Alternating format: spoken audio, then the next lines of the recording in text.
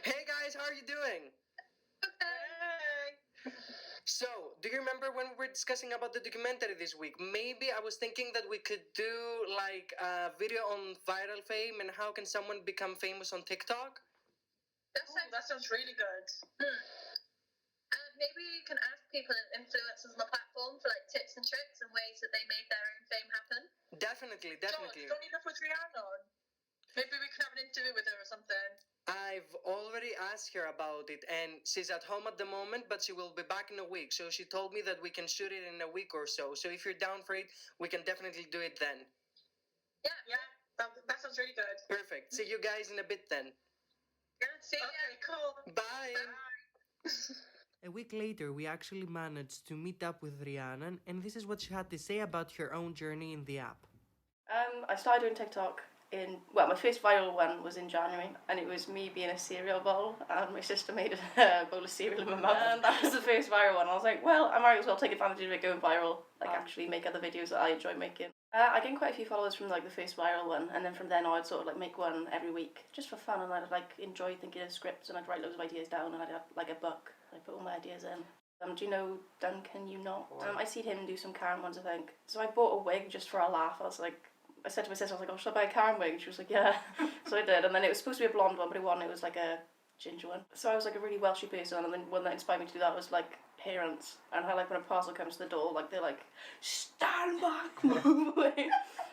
So I did that one, and that one it was my first to 1 million, but it got to 1 million. I think it's almost on 2 now. I think I've made like 2 or 3 Karen ones. I bought a green screen, and I also got Final Cut Pro, basically because of COVID, the accommodation money was refunded, and I was like, well, I might as well spend it on something useful. So I bought a computer with it, bought Final Cut Pro and a green screen. Carried on with the Karen videos because people seem to like them. I think I know that myself isn't funny enough. So if I was to be myself on camera, I know that I'm not funny enough. Like my humour has to be scripted. I have to think about it in order for it to be funny. And also my character as well. Like I make Karen or any of the other characters American, just because I feel like it's more of a universal accent, so more people can understand. Rhiannon has more confidence now, I guess. I've always had quite a bit of confidence, but I don't know, I feel like because of my character, everyone likes Karen and they want Karen. I'm getting to the point where I don't find Karen funny anymore. And I want to make videos like with myself in. Like I'd probably script it. But I've got to the point now where everyone's just like, where's Karen gone? Where's Karen? In all the videos where I don't show Karen. And I'm like, I preferred my older videos because they were like more, I'd think about the ideas and I'd like creating like original stuff. Whereas the Karen thing, I think it's been done to death. There's only so many scenarios you can do though, because I've done Karen Uni, Karen this, Karen that. And then they're like, do a Karen hospital, do a Karen car dealership, do a Karen this. I'm like, why do you want to see Karens in every single situation? I don't know when the Creative Fund started. So I know obviously like the top ones were being paid, I think. And then they introduced the Creative Fund, so I think it's everyone, once you get over 100k, I could be wrong, over 10k, you can start being paid. So I started being paid in September.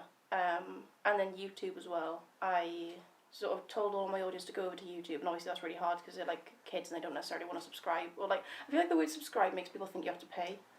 YouTube was harder to get it on, but I was monetized within 3 days on YouTube.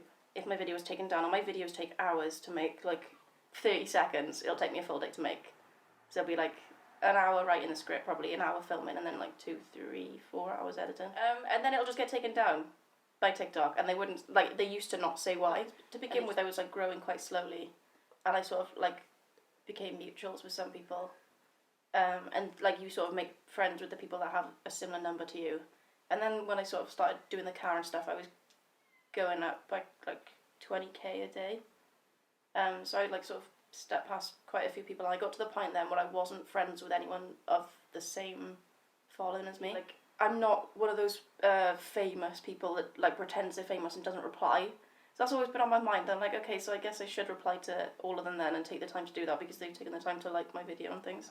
I don't have to balance anything anymore. Like over lockdown, I was making a video every day. I'd write the script before I went to bed, sort of thing, or in the morning, film it, edit it, post it by 7, which is like the prime time. And that was like every single day. And then for my YouTube as well, I did the series, and that took me like over a month to make, and that was like every day. And now that I've got here, I can't make it every day. I know I can't.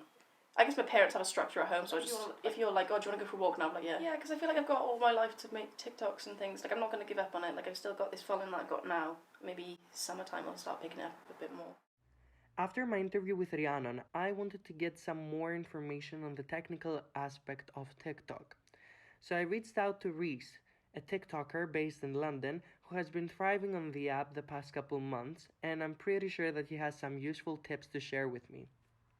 Hi, I'm Reese. I'm a DJ slash content creator, I guess. I had a good stint on TikTok this summer, and my audience has grown quite quickly. So We're having this interview today because I would like to figure out how to grow an audience on TikTok. so I studied architecture. Mhm. So I currently work in an architecture practice. In the week before COVID, I was DJing every weekend, all over the place, all over Europe. So obviously traveling a lot. Now a lot of it's geared towards like live streaming, and then I was doing a few gigs in bars when the lockdown was lifted. That is the reason why I changed to TikTok. So I wasn't finding that I was networking in the same way I was before COVID, and I turned to social media, and TikTok seemed to be this new kind of like whimsical platform that everyone was using. I started on TikTok posting DJ videos from my old DJ gigs, and then I moved on to fashion from there. And that's kind of why I'm here now. So, like, along with my DJ gigs came like I'd have like very specific looks for when I was DJing, and I'd have like matching makeup, and like it would all be very sort of orchestrated. So I had a couple of big videos, I would say, were over like the 1 million mark. But the one, I don't know, you might have seen it, was like the Scooby Doo one. It was growing steadily, and then so it kind of went like this, and then up, and then kind of carried on going like plateauing a bit. So I uploaded every day for about 100 days, and when it got to the end, towards the end of the 100 days, I was like, why am I doing this? Like, it was because I was enjoying it probably up to about day 90, and then it started to feel really forced, and I was just a bit like, it's still very much an experiment. So I'm not really sure like whether these moods are lockdown moods, or I'm getting people unfollowing me moods, or I'm not getting as many likes moods. So I think that like it all comes in tandem, it all comes at once. So I don't know. I definitely would say though, it's making me a lot more hypersensitive to social media. As soon as I stop uploading TikToks, I see my following go down on Instagram. It's maybe like a week. It's maybe like a week delay. But like if I took a week off now, in a week's time, my followers would be going down probably. Enough. I've got a steady base of followers.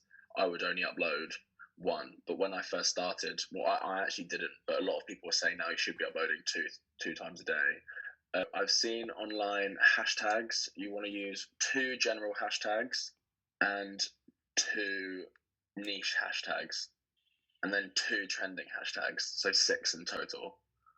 I've replied to every comment pretty much. And don't just reply with emojis. Reply with proper sentences. I would say, here's another good tip. Before you upload, like 5 videos from your niche on the For You page. Have a lovely day. Speak soon. YouTube. Bye. Bye. After gathering this information from Reese, I knew it was time for me to begin my journey. So I will see you in a few weeks. 2,000 years later. So, this is the situation that is happening right now. KFC and a DIY tripod. We gotta do what we gotta do. Hello everyone, my name is George. I hope you're all doing well.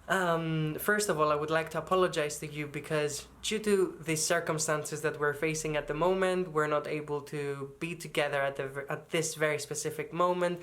But I think this is the best way for me to communicate with you and talk through my journey on TikTok. I've taken some notes on my journal about the experiences that I had and the feelings that I had been feeling the past couple weeks. And yeah, without further ado, let's hop into it. As I mentioned earlier, I had gathered all the information I needed from Rhiannon and Reese and went ahead to create my own content for my page. I wanted to approach an alternative, more queer and fashionable target group, so I thought that my first video to be an outfit video. I filmed it within half an hour, and my first thought was how fun it is to upload yourself and wait for a response. My first silly video got some attention. I kept thinking that a couple thousand people, which I didn't know, knew how my face looked like, that I was on the pages of other people's phone. I was even involved in some small drama on my comment section, which was a bit fun. But even after all the excitement, the daydreams and the possibilities, I had to go to work and make money. and think about my uni responsibilities at the end of the day. It was difficult to see others having the life I was dreaming of. It was difficult to not compare myself to the bodies I'd seen. And after a couple of videos, I gave up. I deleted the ones that I didn't get any new followers from or that didn't have positive feedback. One day after making 3 videos, it hit me. I was becoming the product, and my value were the likes. The funny thing is that I wasn't the only one doing it. I wasn't original. I was just following what I had seen from other people. Overall, it was a fun and creative way to fill in some of my free time, but everything comes at its cost. I love spending time dressing up. But I'm not just that, and I feel like I wasn't able to express that on TikTok. Maybe it's because of the times that we go through, but I wanted to investigate that more. Why people feel like the product? Are social media designed to make you feel like that? And for that reason, I reached out to my friend Fionn. Fionn is an influencer and a microblogger on Instagram, but she also does her research on social media psychology, so I'm pretty sure she will have some useful information to share with me. Hello, I'm Fionn Amelia. I'm an artist content creator on both Instagram and TikTok.